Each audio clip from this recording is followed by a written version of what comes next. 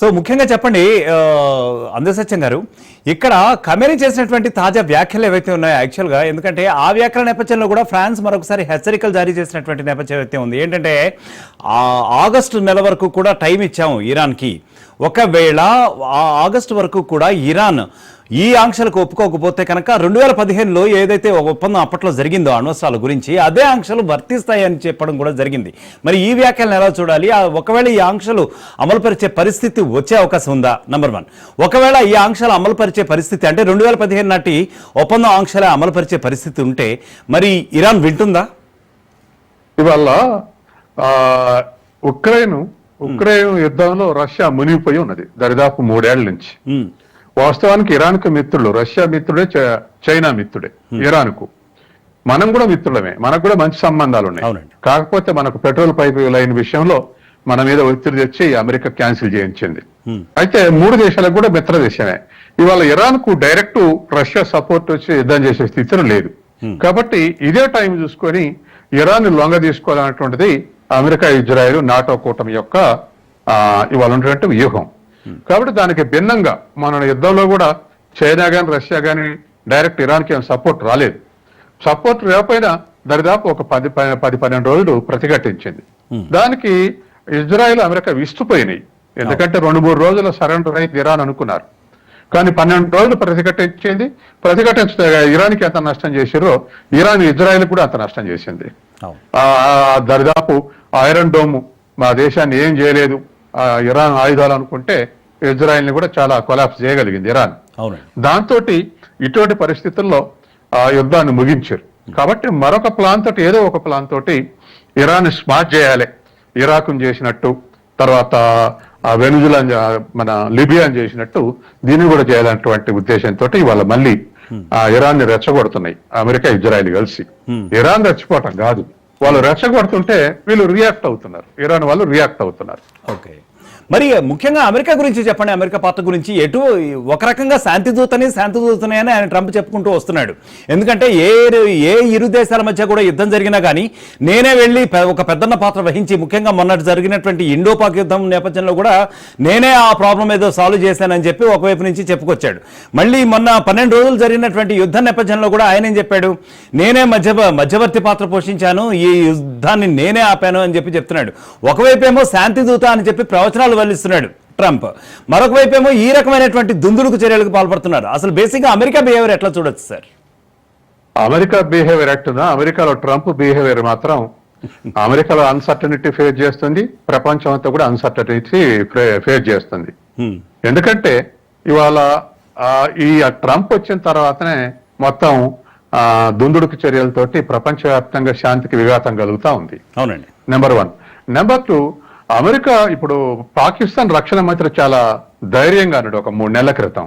ఎవరు అన్న మాట ఏమన్నాడంటే, పాకిస్తాన్ కి సపోర్ట్ చేసిన రక్షణ మంత్రి స్టేట్మెంట్ ఏమిటంటే, అమెరికాకు యుద్ధాలు లేదే బతకలేదు, దాని ప్రొడక్షన్ సెక్టార్ అంతా కూడా యుద్ధ సామాగ్రి తయారు చేయటమే. కాబట్టి ఏ 2 దేశాల యుద్ధం వచ్చినా అమెరికా ఉత్సాహంగా ఉంటుంది అని చెప్పేసి ఒక స్టేట్మెంట్ ఇచ్చాడు. చాలా ధైర్యం అనే స్టేట్మెంట్ ఇచ్చాడు. తర్వాత అమెరికా యుద్ధాలను కోరుకుంటుందని కూడా ఒక స్టేట్మెంట్ ఇచ్చాడు. కాబట్టి ఇవాళ ప్రపంచవ్యాప్తంగా అమెరికా ఎక్స్‌ప్లాయిటేషన్ నడవాలంటే దాని కాళ్ళ కింద పడి ఉండేటట్టుగా ఇవాళ అసలు ప్రపంచవ్యాప్తంగా 750 శిక్షణ మిలిటరీ స్థావరాలు ఉన్నాయి. ఇవి అమెరికాకి ఎందుకండి?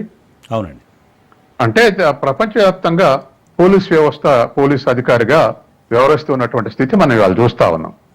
తర్వాత మరొకటి ఏమిటంటే, ఇవాళ అమెరికా ఆర్థిక వ్యవస్థ కూడా పెద్ద ఆర్థిక వ్యవస్థ కానీ హ్యాపీగా లేదు.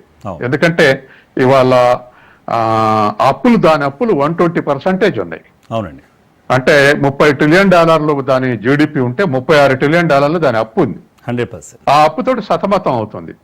తర్వాత మొన్న హ్యాపీ ఫైనాన్స్ బిల్ అని ట్రంప్ తెచ్చిన తర్వాత రిజల్ట్ ఏమిటంటే, ఇప్పుడు నేను దాని లోపలికి పోను కానీ రిజల్ట్ ఏమిటంటే, అది అమలు చేస్తే ఇంకా $3.6 ట్రిలియన్ అప్పు అవుతుంది. అంటే 36 + 3.6 దరిదాపు $40 ట్రిలియన్ అప్పు పెరుగుతుంది అమెరికాకు. అందుకని ఉన్నటువంటి ఈ స్థితిలో ట్రేడ్ గ్యాప్ తగ్గించుకోవడానికి అనేక దేశాల మీద టారిఫ్లు పెంచడం, ఏది వచ్చే దిగుమతుల మీద టారిఫ్లు పెంచడం, వాళ్ళ ఎగుమతుల మీద టారిఫ్ తగ్గేవని అడగటం, ఇవన్నీ కూడా ట్రేడ్ గ్యాప్ తగ్గించడానికి అమెరికా వేస్తున్నటువంటి వ్యూహం. ఉదాహరణకు చైనా అమెరికా మధ్య ట్రేడ్ లో $361 బిలియన్ లోటు ఉంది అమెరికా చైనా తోటి పోలిస్తే. మనతోటి కూడా ఒక $45 బిలియన్ లోటు ఉంది. ఈ లోటున్నటువంటి గ్యాప్ తగ్గించుకోవటానికి ఇవాళ టారిఫ్ వ్యవహారాలని తీసుకొచ్చాడు. దీన్ని వీటి ద్వారా అన్ని దేశాలను ఒత్తిడి గురి చేస్తే ఇప్పుడు మన దేశం ఉంది. మన దేశంలో ప్రధానంగా మన ప్రజలు ఆధారపడినటువంటి రంగం ఏంది? వ్యవసాయ రంగం, తర్వాత డైరీ. ఇప్పుడు అమెరికా రోజు జరుగుతున్నటువంటి చర్చల్లో, గత నెల రోజులు జరుగుతున్న చర్చల్లో స్తంభించిపోయినాయి. ఎందుకు స్తంభించిపోయినాయి అంటే వాళ్ళ అగ్రి ప్రొడక్ట్స్ కు వాళ్ళ డైరీ ప్రొడక్ట్స్ కు మనం ఓపెన్ చేయాలి మార్కెట్ ని. అంటే మనం టారిఫ్లు ఎత్తేసి వాళ్ళని ఎలవ్ చేయాలనేది వాళ్ళ కోరిక. భారతదేశం ఏంది, అది కనుక ఎలవ్ చేస్తే దరిదాపు 12 కోట్ల రైతులు దివాలు తీస్తారు, మా వ్యవసాయ రంగం దివాలు తీస్తుంది. కాబట్టి ఈ రెండు రంగాల్లో మాకున్నటువంటి సాంస్కృతిక అనుబంధం మొదటి నుంచి వ్యవసాయం, పాడి పెంపకమేగా మన పురాతనం నుంచి ఉన్నటువంటిది. కాబట్టి ఈ వృత్తుల మీద వ్యవస్థ మేము మీకు ఇచ్చే అవకాశం లేదని చెప్తే ఇవాళ ఒత్తిడి గురి చేస్తే ఇంకా ఫైనల్ కావట్లేదు. భారతదేశం రెసిస్ట్ చేస్తుంది, అయినా ఒత్తిడి పెడుతూనే ఉంది ఆ రెండు రంగాల్లో కూడా అలౌ చేయాలని. అది ఏమైతే చూద్దాం. కానీ అమెరికా యొక్క లక్ష్యం ఏంటంటే ఒత్తిడి గురి చేసి తను ఆర్థికంగా వినకపోతే మిలిటరీ వినకపోతే టారిఫ్లు, ఇటువంటి అన్ని అమెరికా ప్రయోగిస్తుంది. ఇది ప్రపంచవ్యాప్తంగా ప్రయోగిస్తుంది. రష్యా మీద అనేకమైనటువంటి శాంక్షన్. వాస్తవానికి ఉక్రెయిన్ రష్యా యుద్ధం ఎందుకు వచ్చింది? అమెరికా మాట తప్పింది కాబట్టి వచ్చింది.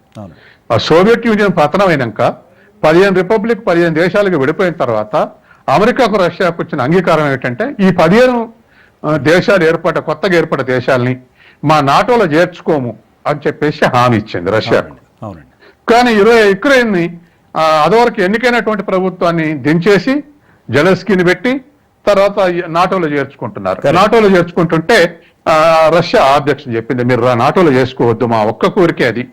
ఎందుకంటే మా మాస్కోకు చాలా దగ్గర ఉంది. యుక్రెయిన్ దరిదాపు రష్యా లోపట్టుకుంటది, 100 కిలోమీటర్లో ఏదో ఉంది మొత్తం మీద మాస్కోకు యుక్రెయిన్ కు దూరం. కాబట్టి మా రక్షణ మా రష్యా రక్షణకు ఇది థ్రెటనింగ్, మీరు నాటోలో చేర్చుకోవద్దు అంటే వినలేదు. నేను చేస్తాను, అందుకే యుద్ధం స్టార్ట్ అయింది. నిన్న కూడా ఒక స్టేట్మెంట్ చూడండి మీరు, ట్రంప్ స్టేట్మెంట్ ఏమని, జెలెన్స్కీని అసలు నువ్వు మాస్కో మీద దాడి చేయి, నేను లాంగ్ రేంజ్ మిజైల్స్ సప్లై చేస్తా, కాబట్టి నువ్వు అసలు మాస్కో మీద దాడి చేయని జెలెన్స్కీని ప్రోత్సహిస్తుండని స్టేట్మెంట్ వచ్చింది. అట్లాగే నాటో దేశాలు కూడా మేము కూడా సప్లై చేస్తాం, మాస్కో మీద దాడి చేయమంటుంది.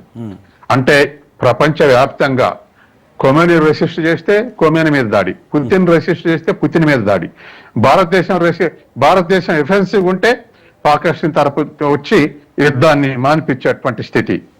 ఇట్లా ప్రతి చోట ఈ విధమైనటువంటి పోలీస్ పాత్ర నిర్వహించి ఇవాళ ప్రపంచవ్యాప్తంగా ఒక అగ్రెసివ్ వరల్డ్ ని క్రియేట్ చేస్తా ఉంది. దీంతో ఇవాళ ఇప్పటికే అమెరికన్ ఆర్థిక వ్యవస్థ కూడా 0.5% గ్రోత్ రేట్ పడిపోయింది. అట్లాగే ప్రపంచం యొక్క గ్రోత్ రేట్ కూడా రివర్స్ ట్రెండ్ లో నడుస్తుంది అమెరికా చేయబట్టి. కాబట్టి ఈ దృష్ట్యా ప్రపంచవ్యాప్తంగా ఉన్నటువంటి దేశాలన్నీ మరి మొన్న యుఎన్ఓలో 149 దేశాలు వ్యతిరేకంగా తీర్మానం చేసినాయి ఈ గాజా మీద దాడులు ఆపాలని.